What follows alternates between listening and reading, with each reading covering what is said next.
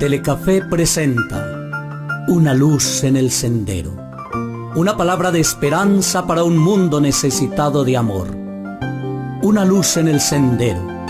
Un cara a cara para vivir e iluminar la oscuridad de la vida de aquellos que amamos.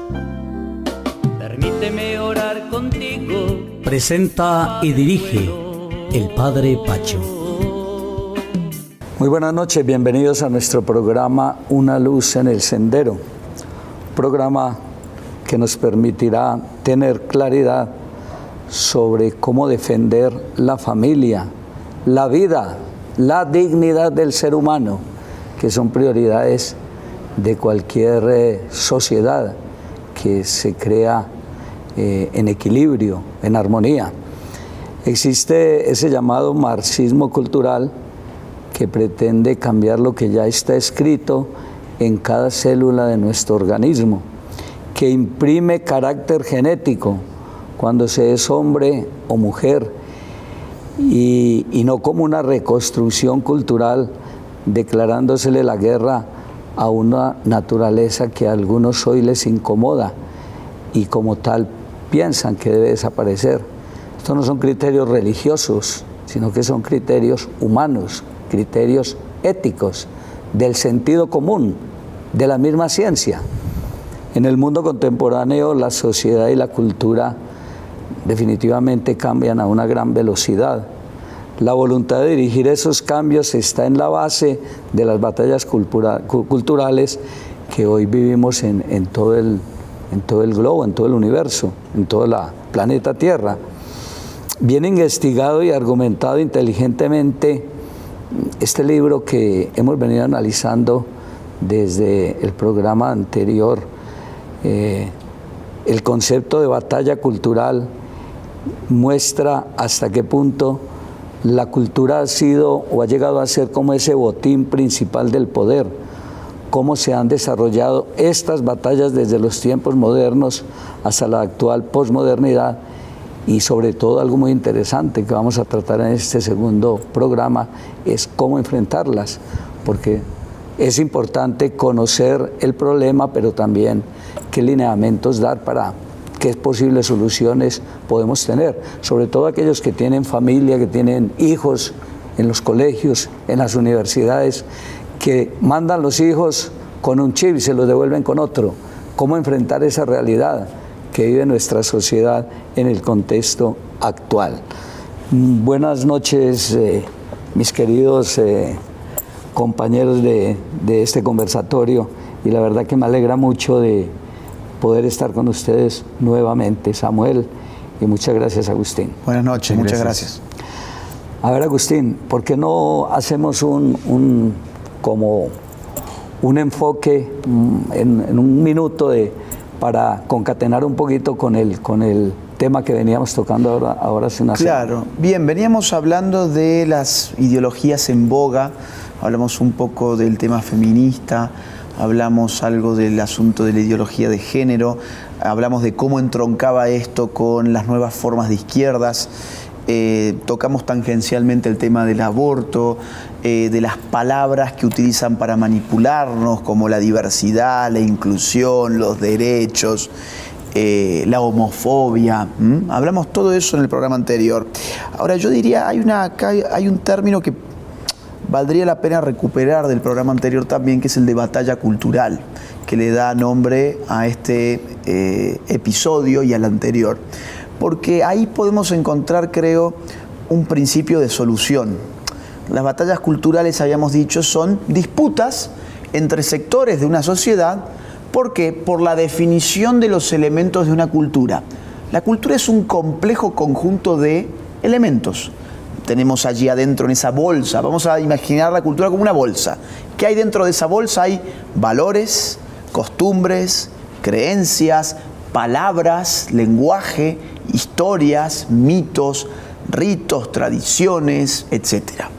Cosas que generalmente no las podemos tocar necesariamente, pero que están inscritas en nuestra vida, que son una especie de gafas invisibles con las cuales nosotros accedemos al mundo, miramos el mundo. Entonces, cuando hablamos de batallas culturales, son batallas que se hacen por imprimir contenido en esos elementos y se hace a través de vehículos culturales. Las batallas culturales no se hacen con armas, ¿sí? No es algo de que uno anda armado y impone su cultura, no.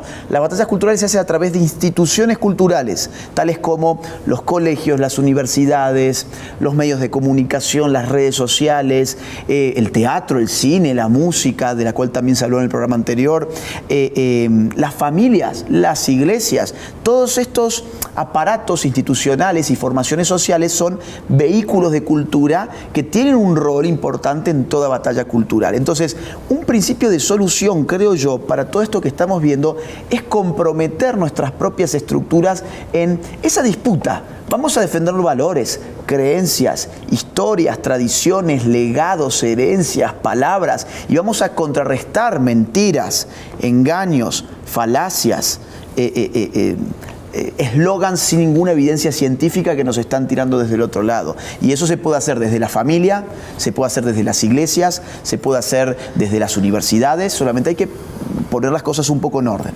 Entonces, claro, estamos perdiendo completamente la batalla porque estamos mirando para otro lado, estamos completamente dispersos en lo que se volvió parte fundamental de nuestra realidad, de la realidad del siglo XXI, que es una cultura permeada absolutamente. Por ejemplo, se ha mencionado la cultura misma de la muerte.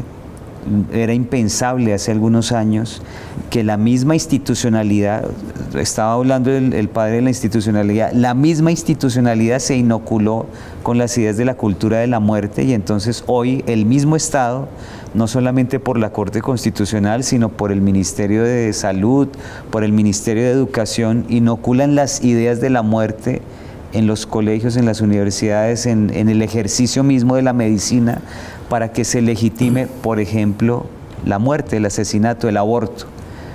Entonces es tan poderoso el nivel hasta donde se capilariza y se vehiculiza la cultura y estas ideas a través de la misma, que la misma institucionalidad se está desmoronando en manos de ideas que antes eran impensables que se defendieran.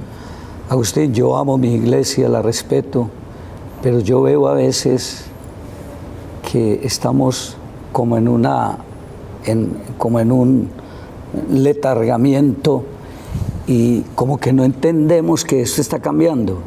A veces escucha uno las homilías, las predicaciones, escucha uno que estamos como hablando otro lenguaje, sí, y la gente no nos entiende qué es lo que estamos diciendo, y desde un lugar tan sagrado como es el lugar donde nosotros proclamamos la palabra, no iluminamos. No estoy hablando de todos, pero sí uno ve que en general uno descubre que nosotros los curas y quienes debemos defender la verdad y la institucionalidad, a veces no entendemos cuál es la batalla cultural que se está librando hoy. Sí, y eso tiene un agravante, y es que, y déjeme que use el plural, las iglesias tienen un rol fundamental de batalla cultural. Entonces, el agravante es que hay una pérdida de oportunidad. No es simplemente que haya una suerte de inacción, de inactividad.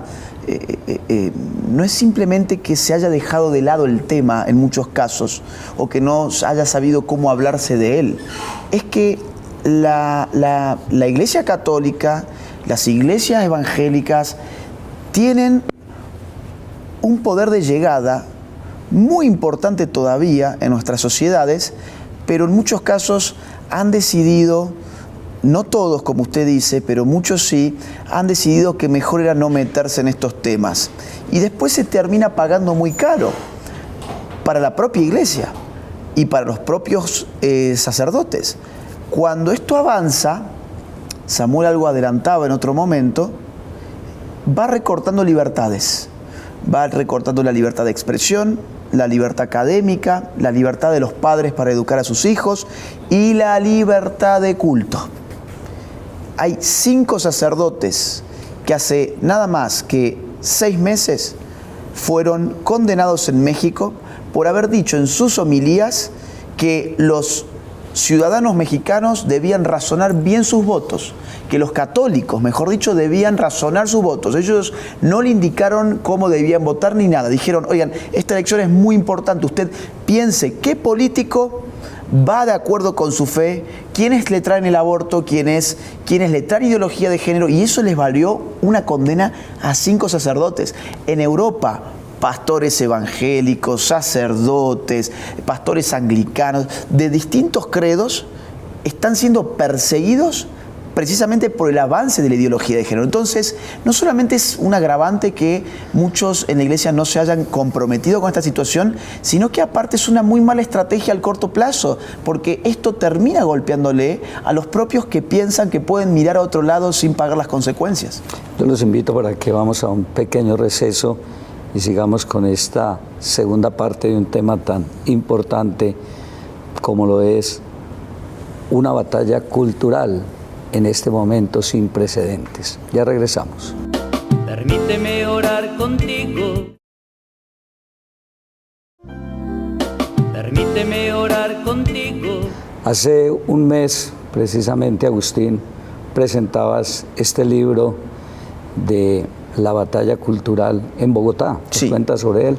Sí, lo presenté en la Filbo, que es la Feria del Libro de Bogotá, y la verdad es que fue emocionante porque el auditorio que me habían asignado era pequeñito, era de unas 200 sillas. Llegaron 1.800 personas para ver la presentación de ese libro. Y al día siguiente, que tenía otra charla sobre el libro, llegaron 1.000 personas más. Es decir, hay mucho interés y hay mucha sed de nuestra gente de saber no solamente qué es una batalla cultural, que es lo que trata de explicar el libro, sino también de cómo darla. Jóvenes, el 90% del público que hoy está viniendo a nuestras conferencias y que está leyendo nuestros libros son jóvenes menores de 27, 26 años, menores. Vienen chicos incluso de hasta 15, 16, 17 años. Están formándose en este momento, digamos, nuestros propios agentes de batalla cultural. Esto no significa que la batalla cultural, y es algo que yo planteo en el libro, no sea un asunto también de los padres de familia. Los padres de familia tienen que dar su propia batalla cultural, educando a sus propios hijos y estando muy atentos a lo que pasa en el colegio. Los padres de familia muchas veces están muy interesados en llegar a su casa para aprender y ver Netflix, para ponerse a hacer quehaceres que no tienen que ver con sus hijos, que han pasado todo el día en un colegio, que no saben los padres qué es lo que pasa ahí. Lo que yo trato de estimular, entre otras cosas, es, por ejemplo, que esos padres de familia tengan la necesidad de ellos mismos educarse para poder educar a sus hijos, porque nadie puede dar aquello de lo que carece. Entonces yo me imagino una situación que fue la que yo mismo viví en mi familia con mi abuela, donde el adulto se sienta con el niño y le empieza a explicar cosas muy importantes de la vida que hoy están en el centro de la vida de ese niño, cada vez que prende la televisión y ve Disney Channel, cada vez que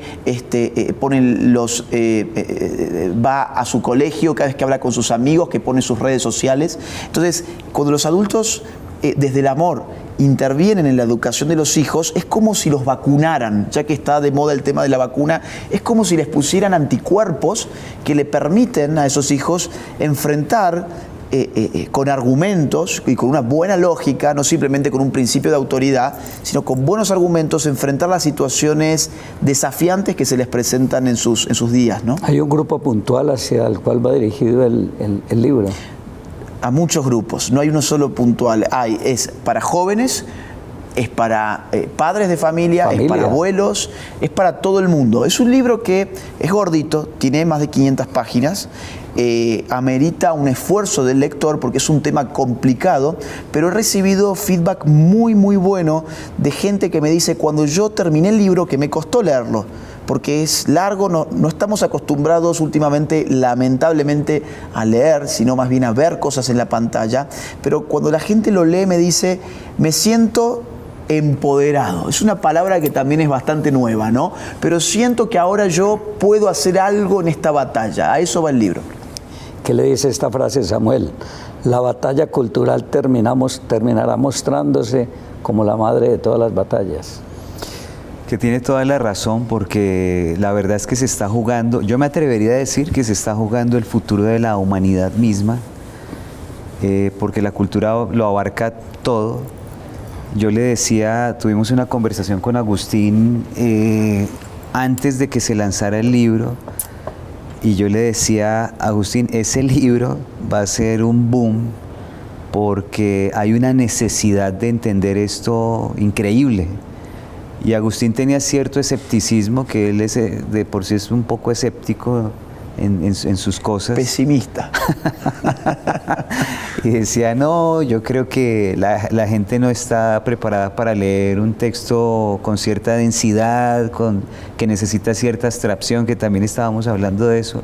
Y yo le dije, hay tal necesidad, más o menos, palabra más, palabra menos, que va a ser un boom esto, hay una necesidad increíble y eso va a ocurrir. Esto fue mucho antes de la Filbo, mucho antes de que se publicara. Exactamente, sí. Y bueno, no me equivoqué, la verdad es que tengo, como decimos en Colombia, palito para este tipo de cosas. Y yo invito, creo que nosotros tenemos que despojarnos de nuestros egos. Cuando me reuní con uno de los polacos de la segunda, tercera generación de Solidaridad, le dije, ¿cómo hicieron ustedes para unirse en solidaridad allá en Polonia para tumbar el comunismo? Dijo, después de 70 años de tener una opresión en el cuello de este nivel, no había orgullo que nos mantuviera separados, eso nos unió. Yo invito a la gente a que deje sus egos, a que reconozca lo que otros hacen, a que vean trabajos como el de Agustín, que son muy importantes, que le pueden aportar. El que lee y escucha al otro aprende lo que no sabe, y tenemos mucho que aprender, y creo que eso fue lo que vivió la gente en la Filbo, donde se esperaban en un salón de 200 personas y hubo más de 1.800 afuera queriendo entrar, porque esto que parece que no se entiende, hay un saborcito que las personas están sintiendo en la sociedad que le dice, algo está ocurriendo, no sé qué es, pero percibo que esto no va bien, quiero saber qué pasa. Y eso es lo que creo que está ocurriendo con el fenómeno de la batalla cultural. Esa experiencia que usted tiene, Agustín, desde Argentina con los Kirchner, y hoy la realidad que vive en nuestra Colombia, ¿por qué no nos ilumina un poco? Y yo creo que esto es importante en este momento. El socialismo en América Latina en las últimas décadas tuvo dos olas. La primera ola del socialismo del siglo XXI aparece en la década del 90 con el Foro de Sao Paulo, del cual van a salir muchos presidentes. Chávez, Maduro en Venezuela, Lula y Dilma en Brasil, Bachelet en Chile, Pepe Mujica, Tabaré Vázquez en Uruguay, Rafael Correa en Ecuador, Daniel Ortega en Nicaragua, Lugo en Paraguay, Cristina Kirchner y Néstor Kirchner en Argentina. Prácticamente los únicos países que estaban a salvo de toda esta movida eran Chile, Perú y Colombia. Pero en los últimos años estamos siendo testigos de una segunda ola del socialismo del siglo XXI que ya ha conquistado México, Chile, Perú y ahora va por Colombia. La cosa está muy complicada porque lo más nefasto de los socialistas del siglo XXI no son solamente sus políticas de hambre y miseria que han llevado a un país como la Argentina a tener un 60% de inflación, a tener 7 de cada 10 niños que no comen todos los días, desempleo, miseria, pobreza, exclusión. O mire usted Venezuela, 97% de pobres y sin embargo caminan sobre petróleo. El socialismo no solamente es espantoso porque no funcione, sino porque no deja a nadie que después trate de subir la escalera por la cual los socialistas se suben y la arrojan. Los socialistas suben por una escalera que se llama democracia. Pero una vez que ellos están allí arriba, ¿qué hacen?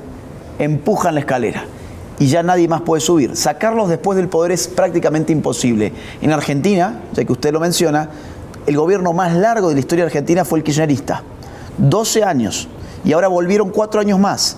Piense usted el chavismo, es un proyecto de la década del 90 y sigue vigente. Piense usted en Evo Morales, otro caso que recién no lo mencioné. Evo Morales, el primer mandato lo tiene en el año 2006 en Bolivia. Hasta el día de hoy ese señor es el que maneja los destinos de ese país de una u otra manera. Fíjese usted, por ejemplo, el caso de Nicaragua. Ortega es del año 1985, su primer mandato, y en el año 2022 seguimos hablando de Ortega como el jefe absoluto, el monarca. Son pseudo-monarquías socialistas que se instalan en ex-repúblicas latinoamericanas como las nuestras. Si estábamos esperando nosotros que el manifiesto, que los comunistas, digamos, nos dijeran vamos a quemar las fábricas, vamos a repartir volantes por las calles rojos con la bandera comunista y vamos a gritar y a quemar carros y demás, de pronto nos vamos a quedar esperando, aunque algo de eso también estamos viendo, pero temas como el aborto, que está diluyendo a la sociedad misma, que está cambiando las instituciones, que está modificando el concepto de esa institución primigenia que es la familia, es algo que inclusive estoy denunciando en un documento, en un libro, que se llama El diagnóstico de la realidad del aborto en Colombia.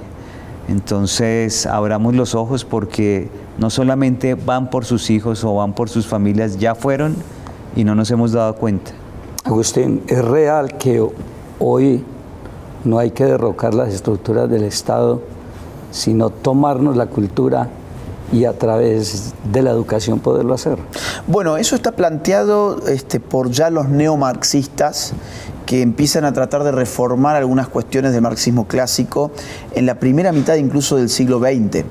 Es decir, hay mucha gente que piensa que esto son teorías de la conspiración y que nosotros acá estamos elaborando un disparate que no se sostiene. No, por ejemplo, uno puede ir a consultar la teoría de Antonio Gramsci, ¿no? Antonio Gramsci fue un italiano, estuvo preso en las cárceles de Mussolini y él allí escribe sus cuadernos de la cárcel donde dice precisamente cosas como la que usted recién dijo. Palabras más, palabras menos.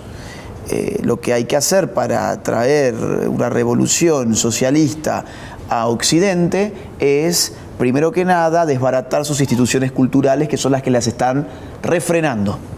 Lo mismo hay que hacer desde las escuelas, hay que hacer desde los medios. Esto lo va a hacer también y lo va a decir gente de la escuela de Frankfurt algunas décadas más tarde. Y eso va a llegar hasta el día de hoy. Y fíjense, esto ya tiene tanto poder que incluso a través de las redes sociales los mismos magnates, dueños de las grandes tecnológicas de las redes sociales, son los que administran la cultura de hoy. Si yo hoy quiero poner plata en Facebook para poner una publicidad a favor de la vida, no aceptan mi dinero ya. Ya ni siquiera es una cuestión de mercado, ya no es una cuestión de dinero, de ganar dinero o perder dinero. Es que yo no puedo poner una publicidad tuya a favor de la familia o a favor de la vida y al LGBT mientras tanto se los pongo gratis, por ejemplo, ¿no? Agustín, nos quedan 30 segundos. Sí. ¿Quién le teme a Agustín Laje? Yo creo que aquellos que no tienen la honestidad intelectual para leer mis libros y después sentarse a dialogar, que son prácticamente el 99% de mis enemigos. ¿Dónde te pueden buscar? En mis redes sociales. Estoy en Facebook, en Instagram, en Twitter, en YouTube, hasta en TikTok estoy. Así que búsquenme así, como me llamo, Agustín Laje, con J. ¿Dónde te pueden buscar, Samuel? Samuelangel.com. Ahí están también mis redes sociales, fácil, y estamos para servirles. Muchas gracias por acompañarnos. A ustedes agradecerles que hayan estado con nosotros en estos 2 programas muy interesantes. Invitarlos para mañana a las 7 de la mañana por este mismo canal, La Santa Misa. Una feliz noche para todos.